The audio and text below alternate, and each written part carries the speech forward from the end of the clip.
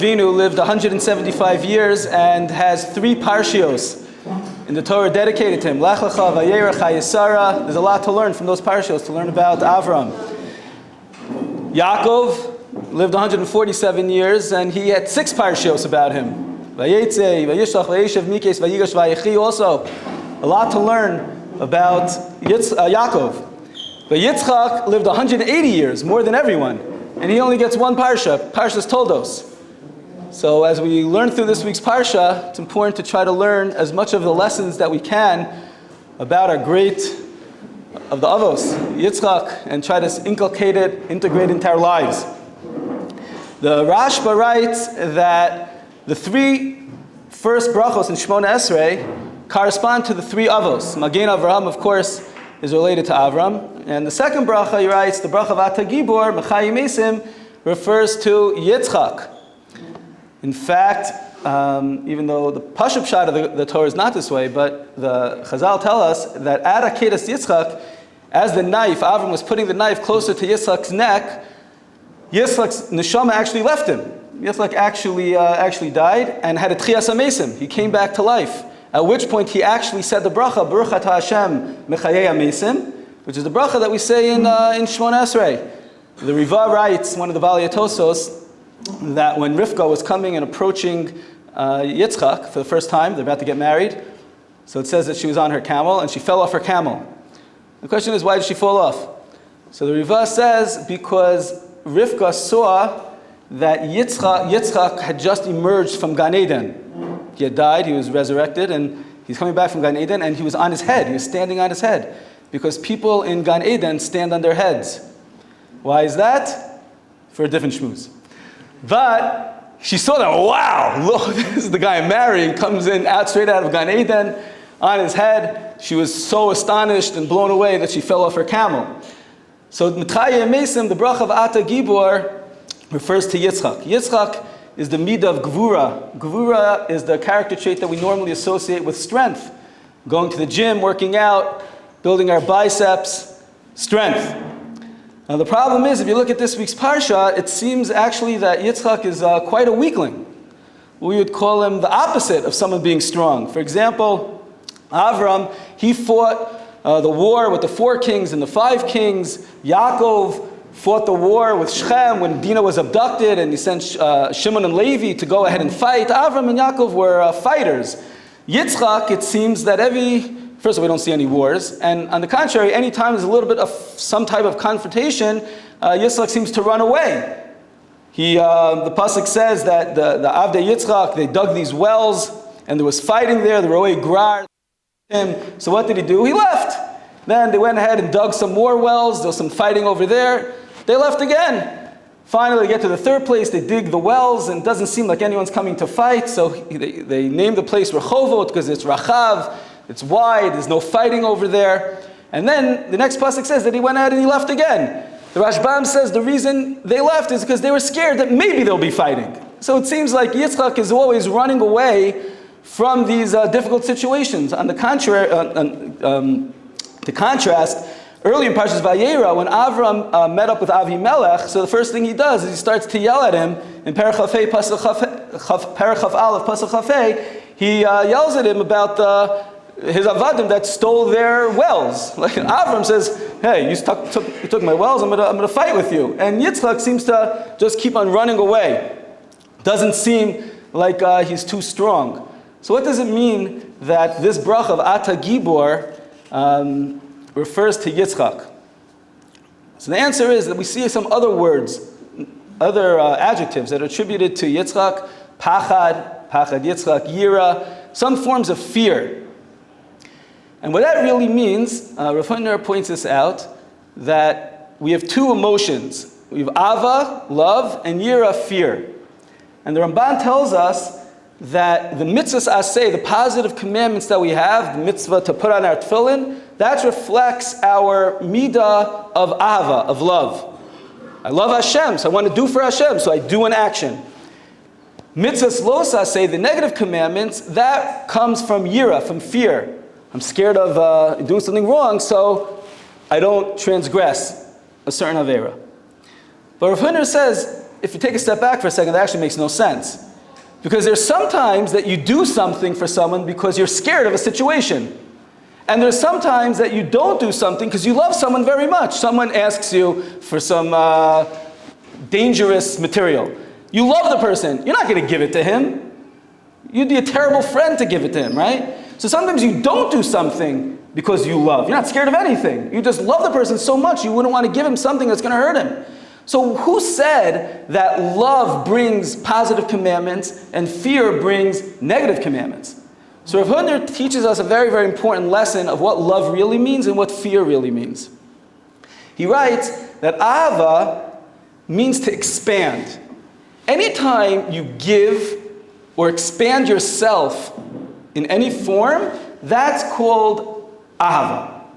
Yira means to refrain, to restrict yourself. That is the definition of the word. Some people quote from Rav Dessler that the root of the word ahava is hav, to give. And he explains, because the more you give to someone, the more you're going to love the person, which happens to be true. If you give to someone a lot and give and give and give, you're going to develop a love for them. But Rav Hutner is saying something much deeper or much more basic, and is saying that it's not that through giving you're going to come to love, but rather giving is the definition of love. The definition of love is when I expand myself outward. Yira is when I restrict myself and I pull myself back.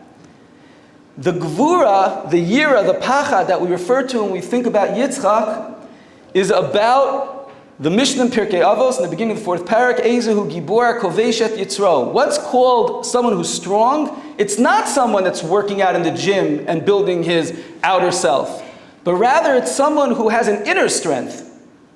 He's controlling himself, self-restraint, self-control. That inner strength is something that when I hold back from transgressing an Aveira, that is called Yira. Yitzchak maybe could have fought. He could have stood up for himself. But Yitzchak felt that it wasn't worth it. It wasn't worth yelling. It wasn't worth screaming. It wasn't worth a physical fight. And therefore Yitzchak felt that the appropriate thing was, you know what? I'm just going to move away. But it's mine. It's owed to me. I have to stand up for my rights. Who said? Who said you have to do that? If that's the right thing to do, so okay, that's what you do. Avraham did it. But if not, so just because I feel like I want to get back at this person and I'm justified to go ahead and yell at him or call him names or to fight or get him in trouble or speak lashon hara about him, whatever it is, but maybe the right thing is hold back and just forget it. Just leave it alone. Let me move away and not stay there. That was the middah of Yitzchak, that Yitzchak knew how to go ahead and control himself from doing the things that did not need to be done. Esav had wives living in Yitzchak's house. The wives were doing avodah zarah, idol worship. From the smoke of their worship, it blinded Yitzchak's eyes. It would have been so easy if Yitzchak said, get out of here, Esav. Get out of the house and with your wives. Like, you're ruining my eyesight. This is terrible. Avram did that. Kicked out one of his kids. But Yitzchak didn't see that that was the right thing to do. And as hard as it was, because what was going on under his nose was so terrible, Yitzchak held back from pushing him out and throwing him aside. Because that wasn't the right thing to do. When we speak about Gibor, Gevurah, the Gemara tells us in Seches Yuma, Dav Samach Tes, that the Anshe Knesses HaGadola, why were they called the Anshe Knesses HaGadola? The men of the great assembly. What was so great about them? So the Gemara says, because the Nevi'im, Yirmiyahu, Daniel, they went ahead and took out some of the descriptions for Hashem's name. We say in the first bracha of Shemoneh Esrei, Hakel, Hagadol, Hagibor, V'Hanora.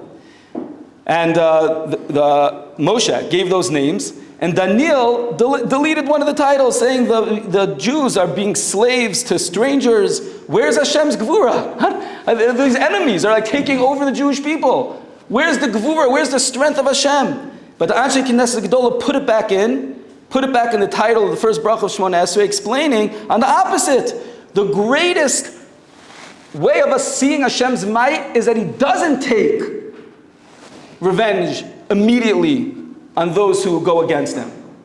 That's Gevurah, holding back from going ahead and pushing and punishing and doing something.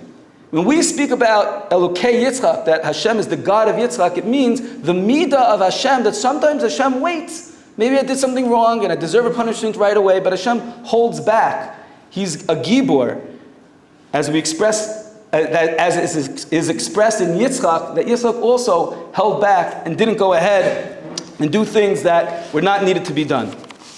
And this is something that is hard for us and something that we have to work on in our lives. You know, sometimes going to the gym is easier on some level because we could see immediate results. Right? We're in full control. When you're in the gym, you're in control of the music, you're in control of the consistency, you're in control of what you're doing. You could see after a couple weeks, you see some results. After a month, you see the results. Your shirt starts to rip. It feels good. You start to see exactly what you're accomplishing. But inner strength, you don't see. A person doesn't see at the end of the week, I'm 10% more patient this week. You can't measure it. It is so hard. So sometimes people opt to go for that physical growth instead of the harder inner growth. They're willing to go ahead and build their biceps instead of building their bitachon. Or they have the dumbbells and they have those weights inside the gym, but life has people. And to lift people and to move people and to deal with people is much harder than lifting the dumbbell, which is dumb. It's just sitting there. It's not going to talk back to you. Doesn't get upset at you. You don't have to be worried about anything. Full control, you do whatever in the world you want. And it's important in our lives, yes, we have to be physically healthy, we have to take care of ourselves, and we have to exercise. It's a mitzvah in the Torah, pashat. But we have to make sure that we're not doing that at the expense or because it's easier than working on ourselves. Working on ourselves takes a long time. A person could build a six-pack in 6 months. But to go ahead and build your inner self could take years. It could take a lifetime. It's something that's slow, that's gradual. It requires a tremendous amount of work, emotional work, physical work. But that's what it is. It's building ourselves, becoming more patient, becoming more kind, becoming more loving, holding back when things are in front of us. We're very tempted to look at that thing, to go to that place, to do that act. There's pressure, there's excitement, there's desires, there's a lot of things pushing us. And when we go ahead and we say, I'm going to flex my Gevurah right now, I'm going to work on myself and my inner self to build myself internally, so then we are mirroring HaKadosh Baruch Hu. Hashem is the Gibor, Yitzchak Avinu's middah of Gevurah, and Bezrat Hashem, through that, we will see the greatest growth that any person could ever have.